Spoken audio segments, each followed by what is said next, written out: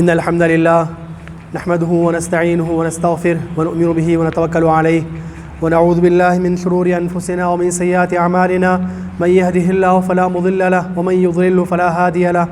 وأشهد أن لا إله إلا الله وحده لا شريك له وأشهد أن محمدا عبده ورسوله أرسله بالحق بشيرا ونذيرا يا أيها الذين آمنوا اتقوا الله حق تقاته ولا تموتن إلا وأنتم مسلمون يا أيها الناس اتقوا ربكم الذي خلقكم من نفس واحدة وخلق منها زوجها وبث منهما رجالا كثيرا ونساء واتقوا الله الذي تساءلون به والأرحام إن الله كان عليكم رقيبا يا أيها الذين آمنوا اتقوا الله وقولوا قولا سديدا يصلح لكم أعمالكم ويغفر لكم ذنوبكم ومن يطع الله ورسوله فقد فاز فوزا عظيما أما بعد فإن خير الحديث كتاب الله وخير الهدي هدي محمد صلى الله عليه وسلم وشر الأمور محدثاتها وكل محدثة بدعة وكل بدعة ضلالة وكل ضلالة في النار.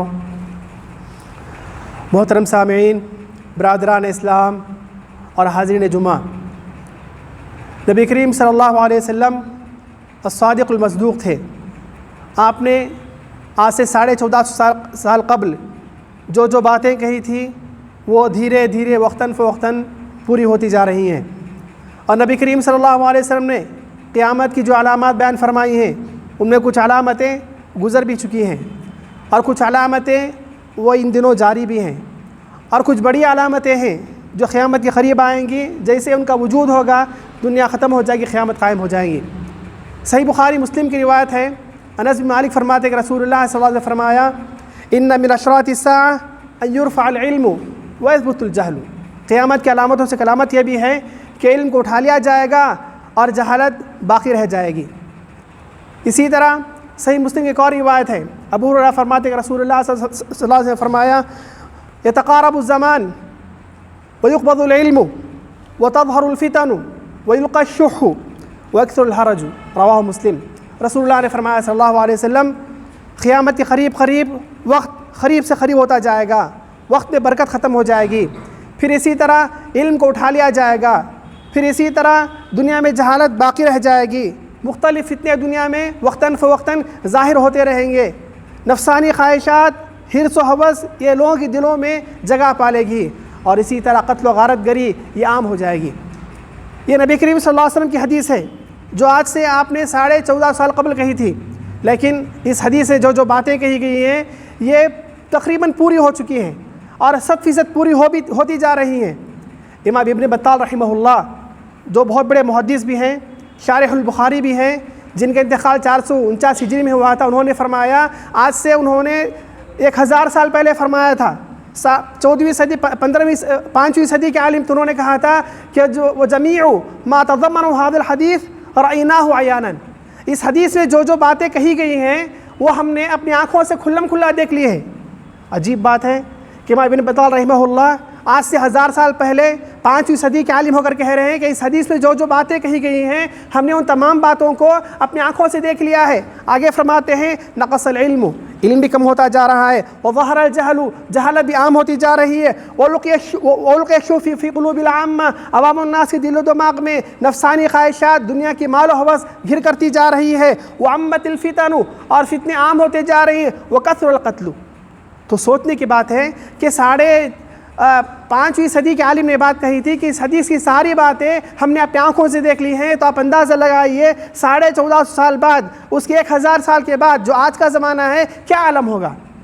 محترم سامعین، علم کا اٹھا لیا جانا، علماء کا اٹھا لیا جانا یہ امت اسلامیہ کے لیے ایک بہت بڑا خسارہ ہے. ایسا خسارہ ہے کہ اس کی بھرپائی دور دور تک نظر نہیں آتی ہے. اس کی بھرپائی صرف اسی طریقے سے ہو سکتی ہے کہ ان جیسے علماء، ان جیسے ٹھوس علماء، ان جیسے راسخ علماء دنیا میں پھر پیدا ہوں جو اپنے علم سے، اپنے فہم و ذکا سے، اپنی محدثانہ شان سے، اپنی فقیہانہ شان سے، اپنی مفسرانہ آن و بان سے دنیا کو منور کریں، علم کی روشنی کو دنیا میں عام کریں، طلبہ کی پیاس کو بجھائیں، اور اپنے علم سے، اپنے قوت علم سے دنیا میں وجود میں آنے والے ہر طرح کے فتنے کو ختم کریں. یہ تبھی اس کی بھرپائی ہو سکتی ہے.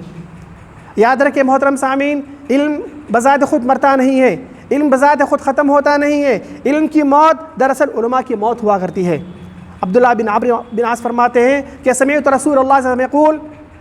ان اللہ لا يقبض العلم انتزاعا ينتزع من العباد ولكن يقبض العلم علما بقبض العلماء. اللہ رب العالمین دنیا سے علم کو ایسے نہیں اٹھا لیتا ہے کہ بندوں کے دل و دماغ سے چھین نہیں لیتا ہے، بلکہ علم کو علماء کی موت کے ذریعے سے اٹھا لیتا ہے۔ علماء کی جیسے جیسے موت ہوتی جاتی ہے دنیا سے علم بھی اٹھتا جاتا ہے، حتیٰ اذا لم یبق عالما، جب دنیا میں کوئی عالم نہیں رہ جائے گا، اتخذ الناس رؤوسا جہالا، لوگ جاہلوں کو اپنا سردار بنا لیں گے، فسئلوا بغیر علم فسئلوا فافتوا بغیر علم فضلوا واضلوا، ان جہال سے پوچھا جائے گا، ان کم علم لوگوں سے مسائل پوچھے جائیں گے، اور یہ کم علم لوگ، یہ جاہل لوگ بغیر علم کی فتوا دیں گے، خود بھی گمراہ ہوں گے اور لوگوں کو گمراہ کریں گے۔ یہ صحیح بخاری مسلم کی روایت ہے، مشہور معروف حدیث ہے۔ امام نووی رحمہ اللہ جو صحیح مسلم کے شارح بھی ہیں، جو 7ویں صدی کے عالم ہیں، 676 جن کی وفات ہوئی تھی، انہوں نے فرمایا کہ معناہ ان یموت حملتہ، اس حدیث کا معنی یہ ہے کہ حامل العلم وفات پا جائیں گے، علم اٹھانے والے یعنی علماء وہ دنیا سے وفات پا جائیں گے، وَيَتَّخِذُ النَّاسُ جُهَالًا يُحَكِّمُونَ بِضَلَالَاتِهِمْ فَيَضِلُّونَ وَيُضَلُّونَ، اور لوگ دنیا میں ایسے جاہلوں کو اپنا سردار بنا لیں گے جو اپنی جہالتوں سے، اپنے کم علمی سے لوگوں پر حکم چلائیں گے، لوگوں پر فتوی بازی کریں گے، خود بھی گمراہ ہوتے رہیں گے، لوگوں گمراہ کرتے رہیں گے۔ تو محترم سامعین، یہ باتیں تھیں جو ہم نے پچھلے زمانے میں بھی پڑھی اور آج بھی پڑھ رہے ہیں۔ یقیناً ہر انسان کی موت مقرر ہے، ہر انسان کی موت مقرر ہے، اور امت محمدیہ کی عمریں پچھلی امتوں کے مقابلے میں کمی رکھی گئی ہیں۔ اعمار امتی ما بین 60 الی 70 وقلیل من یتجاوزها، صحیح حدیث رسول اللہ نے فرمایا صلی اللہ علیہ وسلم، میری امت کی عمریں بہت کم ہوں گی، 60 اور 70 کے درمیان ہوں گی، بہت کم لوگ اس کو آر پار کر پائیں گے، اس سے آگے بڑھ پائیں گے۔ لیکن محترم سامعین، وقتاً فوقتاً علماء کی موت سے ایسا خلا پیدا ہوتا ہے جس کی بھرپائی کرنا بہت مشکل نظر آتا ہے۔ یاد رکھیے، علماء اس دنیا کے لیے ایک بہت بڑی نعمت ہوا کرتے ہیں، ایک بہت بڑی نعمت ہوا کرتے ہیں۔ یہ علماء پوری دنیا کے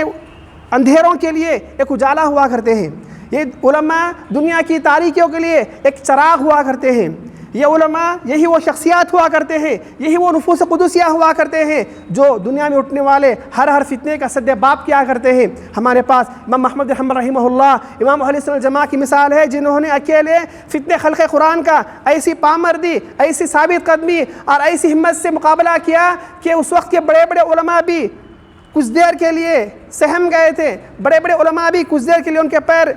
سرک گئے تھے، لیکن امام محمد رحمہ اللہ ایسے مشکل موقع پر ثابت قدم رہے، ہزار مشقتیں برداشت کی، بہت مار کھائے، اور ایسے ثابت قدم رہے کہ اس فتنے کو پیدا کرنے والے، اس فتنے کا ساتھ دینے والے، بھلے وہ وزراء ہوں، وہ عمراء ہوں، وہ بادشاہ ہوں، سب کے سب عاجز آ گئے اور فتنہ بھی ختم ہو گیا۔ محترم سامعین، علماء دنیا میں پیدا ہونے والی فتنوں کے لیے سدباب ہوا کرتے ہیں۔ سلف رحمہم اللہ میں سے کسی نے کہا تھا، اذا اقبلت الفتنہ عرف العلماء واذا ادبرت الفتنہ عرفها الناس۔ علماء یہ وہ شخصیات ہوا کرتی ہیں، یہ وہ ٹھوس علم والے لوگ ہوا کرتے ہیں، یہ ایسی اونچی معرفت، ایسی ذکا اور ایسے نور سے منور ہوا کرتے ہیں کہ دنیا میں کوئی بھی فتنہ جب آتا ہے، دنیا میں کوئی فتنہ جب سر اٹھاتا ہے، دنیا میں کوئی بھی شر جب دنیا میں پنپنا چاہتا ہے، علماء سب سے پہلے بھانپ لیتے ہیں، علماء سب سے پہلے پہچان لیتے ہیں اور عوام الناس کو باخبر کرتے ہیں، عوام الناس کو متنبع کرتے ہیں۔ اور عوام ایسی ہوتی ہے کہ ان فتنوں کو جان نہیں پاتی، پہچان نہیں پاتی، ان فتنوں کو سمجھ نہیں پاتی، ان فتنوں میں مبتلا ہونے لگتی ہے، ان فتنوں کو اچھا سمجھنے لگتی ہے۔ لیکن یہ فتنہ جب آتا ہے، آنے کے بعد اپنی پوری شر انگیزی، اپنی پوری فتنہ پروازی اور پورے فتنہ سامانیوں کے ساتھ دنیا میں تباہی بچا کر کے، دنیا والوں میں قتل و غارت گری کا بازار ختم کر کے، جب بہت نقصان کر کے جب جاتا ہے، تب عوام سمجھ جاتے کہ واقعی یہ فتنہ تھا۔ یہ علماء کی شخصیات ہوا کرتی ہیں۔ علماء یہ وہ لوگ ہوا کرتے ہیں جنہیں اللہ تعالیٰ کی طرف سے نور عطا کیا جاتا ہے، جنہیں اللہ تعالیٰ کی طرف سے بصیرت عطا کی جاتی ہے۔ وہ آنکھوں سے نابینا بھی ہوں، وہ آنکھوں سے اندھے بھی ہوں، لیکن دل کی بصیرت کی روشنی سے وہ دنیا کے ہونے والے ہر فتنے کا سدباب کیا کرتے ہیں۔ تقریباً 30-40 سال پہلے جب القاعدہ کا فتنہ شروع ہوا یا طالبان کا فتنہ شروع ہوا، سعودی عرب کے بڑے بڑے کبار علماء نے، شیخ بن باز رحمہ اللہ نے کہا کہ یہ فتنہ ہے، اس میں تو مسلمانوں کے لیے قتل و غارت گری ہے، اس میں مسلمانوں کے لیے تباہی بربادی ہے، اس میں مسلمانوں کے لیے کوئی خیر نہیں ہے۔ جبکہ کم علم جاہل قسم کے فتنہ پرور اور ناسمجھ لوگ ان کی تائید کر رہے تھے، ان کو بڑھاوا دے رہے تھے، ان کے حامی ہاں ملا رہے تھے، دنیا جہاں میں ان کی تائید میں جیسے جلوس نکال رہے تھے۔ لیکن جب یہی طالبان، یہی القاعدہ والے دنیا میں آئے، فتنہ مچائے، فساد مچائے، انہوں نے لاکھوں، ہزاروں نہیں بلکہ لاکھوں لوگوں کو قتل عام کیا، ان کی وجہ سے ممالک ختم ہو گئے، ان کی وجہ سے مختلف مسلم ممالک وغیروں کے ہاتھوں میں چلے گئے، اہل سنت والجماعہ کی ایک بہت بڑی تعداد قتل کر دی گئی، اور ہزاروں عورتیں، لاکھوں عورتیں بیوہ ہو گئیں، ہزاروں بچے، لاکھوں بچے یتیم ہو گئے، دنیا برباد ہو گئی۔ تب سمجھ میں آیا لوگوں کو کہ واقعی فتنہ تھا۔ لیکن علماء وہ ہوا کرتے ہیں، شیخ بن باز رحمہ اللہ نابینا ہونے کے باوجود، اندھے ہونے کے باوجود، آنکھوں سے محروم ہونے کے باوجود بھی انہوں نے اس فتنے کو پہچان لیا تھا۔ تو محترم سامعین، علماء کا وجود اس دنیا کے لیے، دنیا کے امن و سلامتی کے لیے، دنیا کی شانتی کے لیے، دنیا اور آخرت کی فلاح بہبودی کے لیے، پوری انسانیت کی بقا، ان کی دنیا کی آخرت کی بھلائی کے لیے، فلاح بہبودی کے لیے ایک بہت بڑا ذریعہ ہے۔ لہٰذا علماء کے وجود کے لیے دعا کرتے رہنا چاہیے۔ علماء جب تک دنیا میں ہیں ان کی صحت و سلامتی کے لیے، ان کی عمر و برکت کے لیے دعا کرتے رہنا چاہیے۔ اور اسی طرح ہر عالم، ہر طالب علم اور موجودہ جو علماء ہوا کرتے ہیں ان کو فکر کرنی چاہیے کہ یہ علماء دنیا سے ختم ہونے سے پہلے، یہ علماء دنیا سے جانے سے پہلے، ان علماء کی موت سے پہلے ان کے علم کو محفوظ کر لیا جائے، ان سے استفادہ کر لیا جائے، ان کی کتابوں کو محفوظ کر لیا جائے۔ عمر بن عبدالعزیز رحمہ اللہ مشہور اموی خلیفہ ہیں، عبد الملک بن مروان کے داماد بھی ہیں، پہلی صدی ہجری میں کا انتقال ہوا۔ انہوں نے مدینے کے عامل کو خط لکھا تھا، ابو بکر بن حازمی کو، ابن حزم کو لکھا تھا کہ انظر ما کان من حدیث رسول اللہ صلی اللہ علیہ وسلم فاکتبہ فإنی خفت دروس العلم وذهاب العلماء۔ انہوں نے گورنر کو خط لکھا کہ دیکھو مدینے میں جہاں جہاں علم ہے، جہاں جہاں حدیث موجود ہے، انہیں لکھ لو، انہیں محفوظ کر لو، مجھے علم کے ختم ہونے کا، علماء کی دنیا سے چلے جانے کا بہت ڈر ہے۔ یہ ڈر، یہ خوف ہمیں بھی ہونا چاہیے۔ پہلی صدی کا عالم آج سے 13.5 سال پہلے یہ سوچ رکھتا ہے، یہ فکر رکھتا ہے کہ امت میں موجود علماء ان کے علم کو محفوظ کیا جائے۔ یہ فکر، یہ سوچ آج کے پرفتن زمانے میں ہمیں، ہمارے علماء کو، ہمارے ذمہ داروں کو، امت کے ذمہ داروں کو، ارباب حل و عقد کو یہ زیادہ ہونا چاہیے۔ محترم سامعین، علماء کی موت ایک بہت بڑا خسارہ ہے۔ علماء کی جب موت ہوا کرتی تھی، بڑے بڑے علماء کی وفات پر رو دیا کرتے تھے۔ امام بخاری رحمہ اللہ اپنے طلبہ کو درس دے رہے تھے، کسی نے خط لا کر دیا اور کہا کہ مشہور معروف محدث عبداللہ بن عبد الرحمن الدارمی جو سن 255 ہجری میں کے وفات پہ تھے، ان کا انتقال ہو گیا ہے۔ امام بخاری نے جیسے ہی امام دارمی کی وفات کی خبر سنی، اپنے سر کو نیچے جھکایا، انا للہ پڑھا، ان کی آنکھوں سے آنسو جاری ہو گئے، اور امام بخاری رحمہ اللہ نے پورے بہت افسوس کے ساتھ ایک شعر کہا کہ عزاؤن ماذا يصنع الجازع ودموع الاسى ابدا ضائع۔ ہم تعزیت ہی کر سکتے ہیں، اور ہمارا تعزیت کرنا ہے تو ضائع ہی جاتا ہے، کیونکہ ہمارے آنکھوں کے آنسو، ہمارے حسرت کے آنسو یہ ایک دن ختم ہو کے رہ جاتے ہیں۔ یعنی کتنا بھی ہم افسوس کریں، ہمارے افسوس کرنے سے کوئی فائدہ نہیں ہوا کرتا ہے۔ تو امام بخاری رحمہ اللہ اپنے موجودہ دور کے علماء پر بہت رویا کرتے تھے، بہت کوفت محسوس کیا کرتے تھے۔ یہ درد، یہ خوف، یہ ہمارے دلوں میں ہونا چاہیے۔ محترم سامعین، علماء کی موت امت کے ایک بہت بڑا خسارہ ہے، بلکہ علماء کی موت یہ زمین میں ہونے والی قحط سالی سے بری چیز ہے، قحط سالی سے بڑا نقصان ہے۔ قرآن کریم کی ایک آیت ہے، اولم یروا انا ناتی الارض ننقصها من اطرافها۔ اللہ رب العالمین نے فرمایا کیا لوگ نہیں دیکھتے ہم زمین کے مختلف حصوں کو اس کے کناروں سے ختم کرتے آتے ہیں، زمین کے مختلف حصوں کو اس کے اطراف سے ختم کرتے آتے ہیں، اس کی پیداوار کو ختم کر دیا کرتے ہیں، اس کے فوائد کو ختم کر دیا کرتے ہیں۔ تو ابن عباس رحمہم اللہ جو حبر الامہ، ترجمان قرآن تھے، انہوں نے اس آیت تفسیر فرمایا کہ خرابها موت علمائها وفقهائها وحول الخیر۔ زمین کی خرابی کیا ہے، زمین کی قحط سالی کیا ہے؟ دراصل زمین میں موجود علماء، فقہا اور اہل خیر کی موت ہی یہ زمین کی سب سے بڑی قحط سالی ہے۔ تو علماء کی موت یہ زمین میں ہونے والی سب سے بڑی قحط سالی ہوا کرتی ہے۔ حسن بصری رحمہ اللہ 110 دن کا انتقال ہوا تھا، فرمایا کرتے تھے کہ موت العالمی ثلمۃ فی الاسلام لا یسد شیء مختلف اللیل والنہار۔ کسی بھی عالم کی موت اسلام کے لیے ایک بہت بڑا خسارہ ہے۔ زمین و آسمان جب تک چلتے رہیں گے اس وقت تک بھی اس نقصان کو کوئی چیز پورا نہیں کر سکتی ہے۔ علماء کی موت ایک بہت بڑی چیز ہوا کرتی ہے۔ سعید بن جبیر ابن عباس کے مشہور معروف شاگرد، اور سعید بن جبیر کی اکثر روایتیں صحیح بخاری مسلم کتب حدیث میں ابن عباس ہی سے ہو کر آیا کرتی ہیں۔ وہ کہا کرتے تھے، ان سے ان کے ایک ساتھی ہلال بن عبداللہ نے پوچھا کہ ما علامت ہلاک الناس، اے ابو عبداللہ لوگوں کے ہلاک ہونے کی نشانیاں کیا ہیں، لوگ کیسے ہلاک ہوا کرتے ہیں؟ کہا اذا ہلک علماؤہم جب لوگوں کے علماء ہلاک ہو جائیں، جب لوگوں کے علماء وفات پا جائیں تو سمجھو کہ دنیا بھی ہلاک ہوتی جا رہی ہے۔ تو علماء کی موت، علماء کی وفات ایک بہت بڑا نقصان ہے، ایک بہت بڑا خسارہ ہے، جسے محسوس کرنا، جس کے تدارک کے لیے کوشش کرنا ہر عالم کے لیے، ہر طالب علم کے لیے، تمام کے لیے بہت ضروری ہوا کرتا ہے۔ محترم سامعین، ہم وقتاً فوقتاً علماء کی وفات کے بارے میں سنتے رہتے ہیں۔ خود جب ہم کتابیں پڑھتے ہیں، سلف رحمہ اللہ کا نام آتا ہے، بھلے وہ مفسر رہے ہوں، محدث رہے ہوں، فقیہ رہے ہوں، مختلف علوم کے ماہرین رہے ہوں، اہل سنت والجماعہ کے علماء کا جب نام آتا ہے تو ان کے نام کے ساتھ المتوفی لکھا رہتا ہے کہ ان کی موت فلاں سن میں ہوئی تھی۔ پھر موجودہ زمانے میں، عصر حاضر میں، ہم بہت سے علماء کے بارے میں سنتے ہیں کہ ان کا انتقال اتنے سال پہلے ہوا،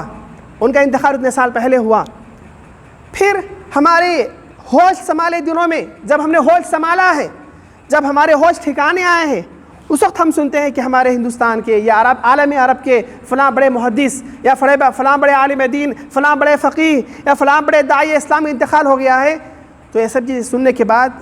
ایک عالم، ایک طالب علم بس انا للہ پڑھ کر نہ رہ جائے، ان کے حق میں دعا مغفرت کر کے نہ رہ جائے،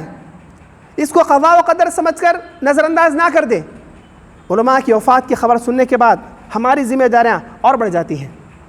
ہماری ذمہ داریاں اور بڑھ جاتی ہیں، ہمارا احساس اور بڑا ہونا چاہیے، ہماری سوچ اور آگے ہونی چاہیے۔ ہمیں یہ سوچنا چاہیے کہ ہمارے یہ علماء جو کوئی حدیث میں ماہر ہیں، کوئی فقہ میں ماہر ہیں، کوئی تفسیر میں ماہر ہیں، کوئی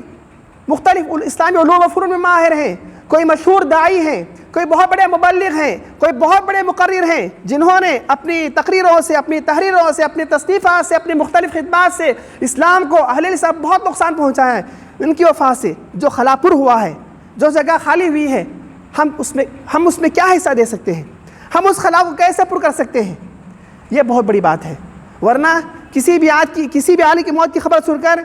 2-4 کلمات کہہ دینا، تعزیتی کلمات ادا کر دینا، چند سطور لکھ دینا، یا محفلوں میں ان کی تائید میں ان کے حسن و ان کے مناقب کو ذکر کر دینا، یہ تو کوئی بڑی بات نہیں ہے۔ یہ تو ایک دستور چلا آ رہا ہے، ایک تو رسم بن گئی ہے، یہ تو عوام الناس کر سکتی ہے۔ لیکن علماء یہ سب سننے کے بعد ان کی ذمہ داری اور بڑھ جایا کرتی ہے۔ محترم سامعین، ہم جیسے طلاب العلم جو ہم ابھی علم سیکھ رہے ہوں، مختلف مراحل میں ہیں، ہم جیسے طلاب علم ہماری ذمہ داری اور بڑھ جایا کرتی ہے۔ سب سے پہلی بات یہ کہ ہماری ذمہ داری یہ ہوا کرتی ہے کہ اپنی ذمہ داری کو سمجھیں۔ ہم طالبان علوم نبوت ہیں، حاملین علم ہیں، علم سیکھ رہے ہیں، مختلف مرحلوں میں ہیں، ہم یہ سوچیں کہ یہ جو علماء وفات پا رہے ہیں، ان کے خلا کو پر کرنے میں ہمارا بڑا حصہ ہونا چاہیے۔ انہوں نے جو خلا چھوڑا ہے، اس کو پر کرنے میں، اس کو بھرنے میں ہم کیا حصہ دے سکتے ہیں، ہم کیا قربانی دے سکتے ہیں، اس بات کا احساس ہونا چاہیے، ذمہ داری کا احساس ہونا چاہیے۔ اور دوسری بات یہ کہ ہم طلبہ مختلف مراحل میں رہتے ہوئے مختلف علوم و فنون میں مضبوطی پیدا کریں، جنہیں الراسخون فی العلم کہا جاتا ہے۔ ہم سطحی علم، نصابی علم، درسی علم، یہ درس نظامی اس حد تک نہ رہ جائیں۔ یہ درس نظامی ایک مفتاح ہوا کرتی ہے، ایک کنجی ہوا کرتی ہے۔ طالب علم اپنے ذاتی مطالعے سے، اپنے محنت، اپنی جد و جہد، اپنے حرص سے مختلف طرح کے علوم حاصل کرے، مختلف کتابیں پڑھے، تاثیر علم حاصل کرے، تاثیر علمی حاصل کرے، ٹھوس علم حاصل کرے، جنہیں شریعت کی زبان میں الراسخون فی العلم کہا جاتا ہے۔ اور تیسری بات یہ کہ علماء جو وفات پا رہے ہیں، ان کی وفات سے عبرت بھی حاصل کرے اور یہ کوشش کرے، یہ دعا کرے کہ میں ان کا اچھا خلیفہ بن کر دکھاؤں، میں ان کا اچھا خلیفہ بن کر دکھاؤں، انہوں نے جو کمی چھوڑی ہے، انہوں نے جو خلا چھوڑا ہے، اس کو پر کرنے کی میں کوشش کروں، اس بات کا احساس ہونا چاہیے۔ چوتھی بات یہ کہ اللہ رب العالمین نے فرمایا وَلْيُنذِرُوا قَوْمَهُمْ إِذَا رَجَعُوا إِلَيْهِمْ۔ علماء کی ذمہ داری ہے کہ علم حاصل کرنے کے بعد، ایک علم کا ایک مرحلہ حاصل کرنے کے بعد اپنے وطنوں کی طرف لوٹیں اور وہاں کے عوام الناس کو وہاں پر رہتے ہوئے دین کی خدمت کیا کریں۔ دولت کمانے کے لیے یا کسی اور چیز کی خاطر اپنے آبائی وطن کو چھوڑ کر کسی اور شہر میں بغیر ضرورت کے چلے جانا، یہ بھی اچھی بات نہیں ہوا کرتی۔ علماء کے لیے ضروری ہے کہ علم حاصل کرنے کے بعد اپنے وطن کو آمادگاہ بنائیں۔ پانچویں بات یہ کہ سطحی علماء نہ بنے، سطحی طالب نہ بنے، بلکہ علماء ربانی بن کر دکھائیں۔ ٹھوس علم، مضبوط علم، گہرا علم، گہرائی والا علم ہم لوگ حاصل کریں۔ سطحی علم نہ ہو، اوپر علم نہ ہو، معمولی معلومات والے نہ ہو، بلکہ ٹھوس ہو، مضبوط ہو، گہرا ہو، گہرائی والا ہو، مدلل ہو، مختلف علوم و فنون میں مہارت والا ہو، ایسا علم حاصل کر کے دکھائیں۔ اسی سے امت میں قیادت کی جا سکتی ہے، اسی علم سے، اسی ٹھوس علم سے امت کو فائدہ پہنچایا جا سکتا ہے۔ اور چھٹی بات یہ کہ ہم طالبان علوم نبوت مختلف علوم و فنون میں مہارت حاصل کریں۔ کوئی تفسیر کو اپنا میدان بنائے، کوئی حدیث کو اپنا میدان بنائے، کوئی فقہ کو اپنا میدان بنائے، کوئی عقیدے کو اپنا میدان بنائے، مختلف علوم و فنون مضبوطی پیدا کریں۔ کوئی کسی فن کا متخصص بن جائے، اسی طرح کوئی اچھا مقرر بن کے دکھائے تاکہ اپنی تقریروں سے، اپنے خطابات سے، اپنے بیانات سے امت کی اصلاح کر سکے، امت میں ہونے والے فتنوں کا سد باب کر سکے۔ کوئی محرر بن کر دکھائے، کوئی اچھا مصنف بن کر دکھائے تاکہ اپنی تحریروں سے، اپنی قلم کاری سے، اسی طرح اپنے لکھے ہوئے سطور سے امت کا فائدہ پہنچائے، دشمنان اسلام کی چالوں کو انہی پر لوٹا دے۔ مختلف علوم و فنون میں مہارت حاصل کرنی چاہیے۔ زیست کا لطف اٹھانا ہے تو فنکار بنو، اچھا شاعر یا مقرر یا قلمکار بنو، مختلف علوم و فنون میں علم حاصل کرے۔ ایک اور بات یہ کہ طالبان علوم و نبوت اپنی شخصیت مضبوط بنائیں، ایسی مضبوط شخصیت بنائیں، ایسا ٹھوس علم حاصل کریں کہ لوگوں کا مرجع بن جائیں، لوگ اپنے مسائل کو لے کر ہمارے پاس آئیں، ٹھوس علم، مضبوط علم حاصل کریں کہ لوگوں کا مرجع بھی بن جائیں، اور ہماری موت پر، ہمارا جنازہ اٹھنے پر ایک عالم روئے، ایک دنیا روئے۔ ایسا نہیں کہ ایک معمولی آدمی تھا چلا گیا، معمولی فارغ تھا چلا گیا، نہیں، ایسا علم ہو کہ ایسا فائدہ ہم پہنچائیں کہ ہمارے فوائد، ہمارا علم، ہماری صلاحیت متنوع ہونے کی وجہ سے خلق کو، مخلوق، اللہ تعالیٰ کی مخلوق کو مختلف ایسا ٹھوس علم پہنچا کر جائیں کہ ہماری وفات پر دنیا ایک خلا محسوس کرے۔ اور اسی طرح ایک اور بات بھی ہے، یہ ہے کہ عوام الناس کی محبت حاصل کریں، اپنے علم سے، اپنے اخلاق سے، اپنے دین کی خدمت سے، متنوع خدمات کے ذریعے سے، بھلے وہ تقریر کی ہو، تحریر کی ہو، دروس کے ذریعے، خطبات کے ذریعے سے، دین اسلام کی متنوع خدمات کے ذریعے سے، اعلیٰ اخلاق کے مظاہرے کے ذریعے سے، خدمت خلق کے ذریعے سے ایسا اچھا نمونہ بن کر دکھائیں کہ لوگ ہمیں یاد رکھیں، لوگوں کی محبت ہمارے لیے پیدا ہو جائے، لوگوں کے دل میں ہم گھر کر جائیں، ایسی محبت پیدا کریں جیسے ہمارے سلف رحمہ اللہ پیدا ہوا کرتے تھے۔ یہ ایک عالم کی موت پر لاکھوں کا مجمع جم جایا کرتا تھا، ہمارے سلف رحمہ اللہ کی موت پر لاکھوں کا مجمع جم جایا کرتا تھا۔ کیا ان کے موافقین بلکہ ان کے مخالفین بھی، وہ لوگ جو زندگی ان پر لعن طعن کیا کرتے تھے، ان کی مخالفت کیا کرتے تھے، وہ بھی ان کے جنازے میں آیا کرتے تھے۔ ایسے قابل بن کر دکھائیں۔ ایک اور بات محترم سامعین، ہم طالبان علوم نبوت وقتاً فوقتاً خیر الناس انفعهم للناس، سب سے بہتر وہ ہے جو لوگوں کے لیے زیادہ بہتر اور نفع بخش ہو، اس فکرے کے تحت حدیث پر عمل کرتے ہوئے مختلف طرح سے عوام الناس کو حتی المقدور فائدہ پہنچائے، اپنے علم سے، اپنی قابلیت سے، اپنی صلاحیت سے، اپنی مہارت سے، مختلف علوم و فنون کے ذریعے سے۔ ایک اور بات محترم سامعین، دنیا میں اس وقت ہمارے ملک میں یا ہمارے قرب و جوار میں یا ہمارے سامنے یا ہماری صفوں میں شامل لوگوں میں جو علماء موجود ہیں، جو اہل علم موجود ہیں، جو راسخ علم موجود ہیں، ان سے استفادہ کریں، ان سے فائدہ اٹھائیں۔ پرانے لوگوں کی موت پر رونے کے بجائے یا وفات پانے والوں لوگوں پر مرثیہ لکھنے کے بجائے ہم جو موجود علماء ہیں ہمارے درمیان، ان سے فائدہ اٹھائیں۔ جو ہمارا بقیت السلف ہے، مختلف علوم و فنون میں ماہر موجود ہیں، ان سے فائدہ اٹھائیں۔ عموماً حال یہ ہو گیا ہے، جب تک علماء ہمارے درمیان رہا کرتے ہیں کوئی پوچھ کے نہیں دیکھتا، ان کی وفات کے بعد ان کے نام سے کتابیں لکھی جا رہی ہیں، مضامین لکھے جا رہے ہیں، نہیں، ان سے فائدہ اٹھائیں۔ یاد رکھیے، ایک عالم کبھی بھی حسرت نہیں کر سکتا ہے۔ عالم کی زندگی میں ان کے ہوتے ہوئے ان سے فائدہ نہ اٹھا کر، ان سے دوری اختیار کر کے کبھی حسرت نہیں کر سکتا ہے۔ یہ اس کی کمزوری ہے، یہ اس پر عیب ہے۔ عالم کے لیے ضروری ہے کہ ہمارے طالب کے لیے ضروری ہے ہمارے درمیان اس وقت جو علماء موجود ہیں ان سے حتی المقدور فائدہ اٹھانے کی کوشش کریں، ورنہ کسی بھی انسان کی وفات کے بعد، کسی بھی عالم کی وفات کے بعد کفے افسوس نہ ملیں، افسوس نہ کرے کہ اے کاش میں ان سے فائدہ اٹھا لیا ہوتا، اے کاش میں ان سے پڑھ لیا ہوتا تو کتنا اچھا ہوتا۔ یہ افسوس کرنا یہ اچھی بات نہیں ہوا کرتی ہے۔ ہم نے لوگوں کی زبان سے بہت سے افسوس کی باتیں سنی ہیں، خود میں نے اپنی زندگی میں بہت سے مقامات افسوس کیا ہے۔ 2003 میں جب میں عمرے پر گیا تھا تو میں نے شیخ البانی رحمہ اللہ کی 100 کیسٹیں خریدی تھی تاکہ ان کو سن سکوں، لیکن آج بھی کیسٹ میرے پاس ہے۔ میں اپنے آپ سے پوچھتا ہوں کتنی کیسٹیں میں نے سنی ہیں، تو بہت ہی کم میں نے سنی ہے۔ 2004 کے آخر میں جب مدینہ جامعہ سے مدینہ کے پڑھنے گیا، بڑے بڑے کبار علماء شیخ بن باز، شیخ عثیمین، شیخ البانی کتابیں وافر مقدار موجود ہیں، اپنی آنکھوں سے کتابیں یہ دیکھی، ان کے دروس سنے، ان کے دروس بیانات سنے ہم نے، آڈیو کے ذریعے سے، ویڈیو کے ذریعے سے میں نے اپنے استاد کے سامنے ذکر کیا کہ کاش میں آج سے 20 سال پہلے پیدا ہوا ہوتا، میں شیخ البانی سے مل لیتا، شیخ بن باز سے مل لیتا، شیخ عثیمین سے مل لیتا، ان سے براہ استفادہ کر لیتا۔ تو ہمارے استاد شیخ یوسف دخل رحمہ اللہ انہیں جنت نصیب کر، انہوں نے کہا تھا کہ نہیں، یہ غلط بات ہے، وہ تو دنیا سے چلے گئے لیکن ان کی میراث، ان کی کتابیں، ان کا علم مختلف شکل میں، کتابوں کی شکل میں، آڈیو کی شکل میں، ویڈیو کی شکل میں مختلف موجود ہے، ان سے استفادہ کرو۔ اور ان جیسے علماء آج بھی موجود ہیں مملکہ کے اندر، سعودی عرب کے اندر، شیخ صالح فوزان ہے، فلاں شیخ عباد ہے، ان سے استفادہ کرو۔ کہ علماء کی موت پر صرف افسوس کا اظہار کرتے رہنا کہ میں نے اس سے استفادہ نہیں کیا، میں نے اسے فائدہ نہیں اٹھایا، یہ اچھی بات نہیں ہوا کرتی ہے، یہ اچھی بات نہیں ہوا کرتی ہے۔ یہ مجھ سمیت بہت سے علماء کی عادت یہی ہے کہ علماء کی وفات کے بعد ان سے استفادہ نہ کرنے پر افسوس کیا کرتے ہیں، میں اور آپ ایسا نہ کریں۔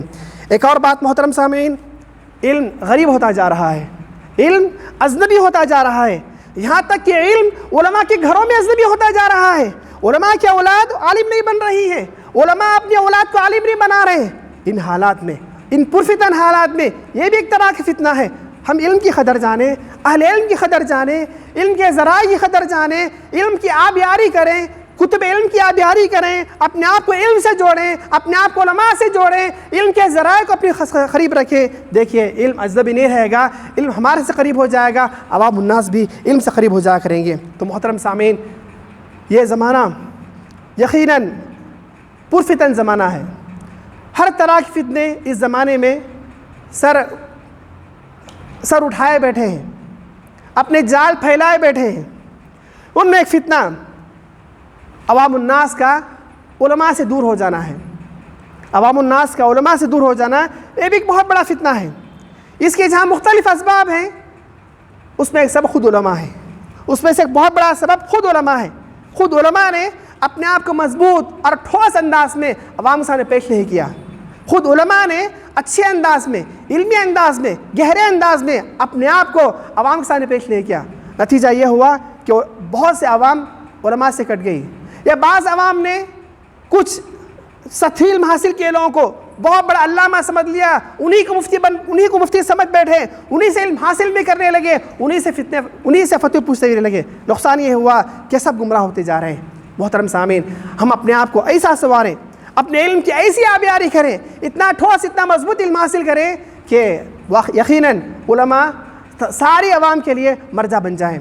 سلف رحمہ اللہ کے زمانے میں بڑے بڑے بادشاہ، بڑے بڑے خلیفہ معمولی مسئلہ حل کرنے کے لیے علماء کے پاس آیا کرتے تھے۔ وہ شان، وہ عظمت رفتہ ہم بھی پیدا کر سکتے، بشرطے کہ ہم ٹھوس علم حاصل کریں، مضبوط علم حاصل کریں، تاثیر علمی اپنے اندر پیدا کیا کریں۔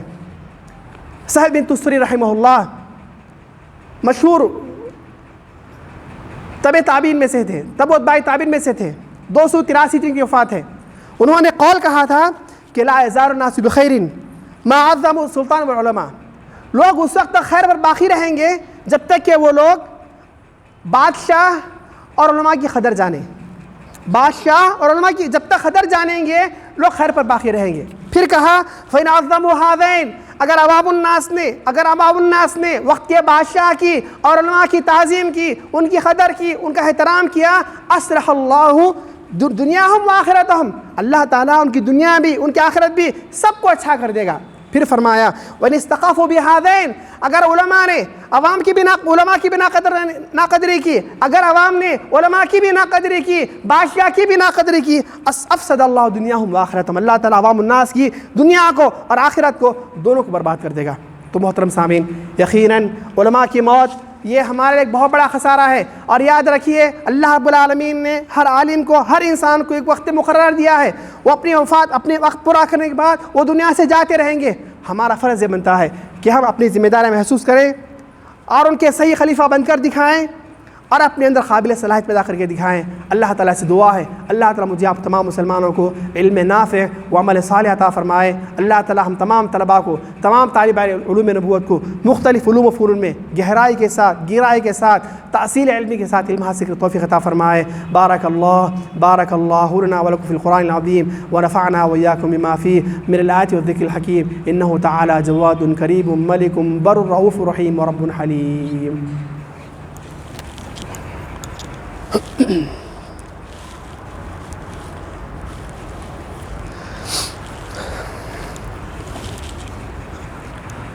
الحمد لله على إحسانه والشكر له على توفيقه وامتنانه وأشهد أن لا إله إلا الله وحده لا شريك له تعظيما لشأنه وأشهد أن محمدا عبده ورسوله الداعي إلى رضوانه صلى الله عليه وعلى آله وصحبه وإخوانه وسلم تسليما كثيرا أما بعد أعوذ بالله من الشيطان الرجيم إن الله وملائكته يصلون على النبي يا أيها الذين آمنوا صلوا عليه وسلموا تسليما اللهم صل على محمد وعلى آل محمد كما صليت على إبراهيم وعلى آل إبراهيم إنك حميد مجيد اللهم بارك على محمد وعلى آل محمد كما باركت على إبراهيم وعلى آل إبراهيم إنك حميد مجيد اللهم أعز الإسلام والمسلمين وأذل الشرك والمشركين ودمر أعداء الدين اللهم انصر من نصر دين محمد صلى الله عليه وسلم واجعلنا منهم واخذل من خذل دين محمد صلى الله عليه وسلم ولا تجعلنا منهم عباد الله رحمني ورحمكم الله أوصيكم ونفسي بتقوى الله إن الله يأمر بالعدل والإحسان وإيتاء ذي القربى وينهى عن الفحشاء والمنكر والبغي يعظكم لعلكم تذكرون اذكروا الله يذكركم وادعوه يستجب لكم ولذكر الله أكبر والله يعلم ما تصنعون